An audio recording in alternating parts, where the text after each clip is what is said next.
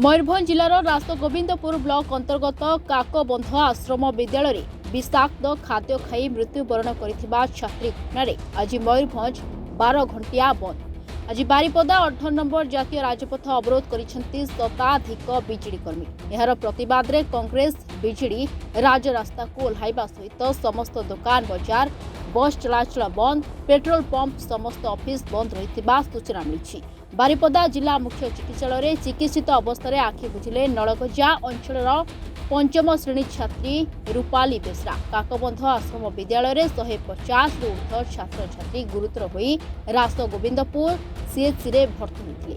सेहीपरि गुरुतर हेबारु 50 रु ऊर्ध्व छात्र छात्री को रासगोविंदपुर डाक्तरखाना बारिपदा जिला मुख्य डाक्तरखाना को स्थानांतर कर तेज गुरुतर थिबा रूपाली को आईसीयू रखा जाइथिबा बेले चिकित्साधीन अवस्था से आखि बुझिछंती।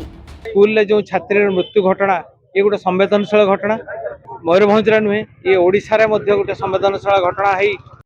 कान को कान द्वारा को द्वारा प्रचार हो गलानी। तेणु ये हूँ से खाली छात्री मृत्यु हो पछरे तार गोटे कारण अच्छी। ये जो विषाक्त खाद्य स्कूल मानक जो खाद्यर व्यवस्था को परिवर्तन करा जाऊ।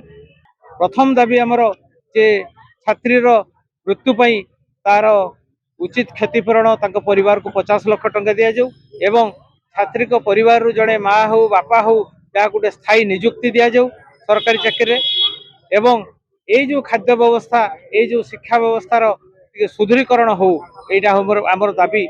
खाली आज सरकार पाखे नुहे प्रशासन पाखे दाबी करूँ आर उचित तदारक से कर। तेज रासगोविंदपुर जिला को आसीथिबा आरडीसी तदंत ठीक होई नथिबा जणा पड़िछि। सेपटे मृत परिवार को 50 लाख टंका प्रदान करा जाऊ नहेले आगामी दिन में यह आहुरी भयावह हेबो बोली कहिसेंती पूर्वतन कृषि निगम अध्यक्ष।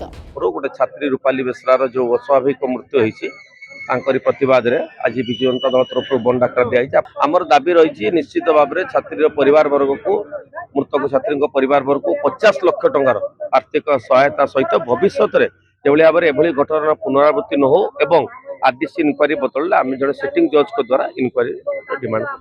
मयूरभंज सुब्रत प्रधान रिपोर्ट टुडे।